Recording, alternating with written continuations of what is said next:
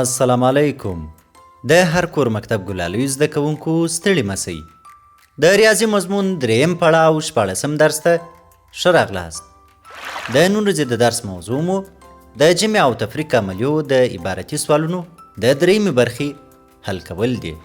ګرانو زده کوونکو، زه به تاسې ته د تیرې برخې په څیر د عبارتي پوښتنو په ننني درس کې 4 نورې پوښتنې پر تخته ولیکم.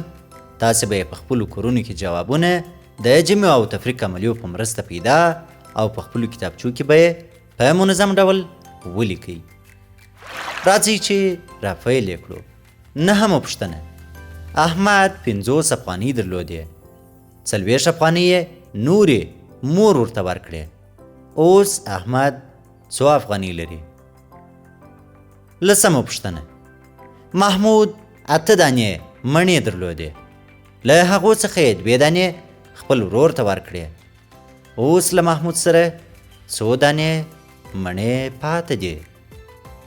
11مه پوښتنه: یو زده کوونکي 28 افغانۍ درلودې چې له هغو څخه یې په 14 افغانیو قلم او کتابچه واخیستل. اوس څو افغانۍ ورسره پاته دي؟ 12مه پوښتنه: په یوه المارۍ کې 80 دانې د ریاضي او پښتو کتابونه دي، له هغو څخه 20 دانې یې د پښتو کتابونه دي.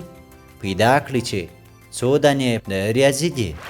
ګرانو زده کوونکو، دا و د ریاضي مضمون د دریم پړاو وروستی درس. تر بل پړاو پورې مو پر لوی الله سپارم. د خدای په امان.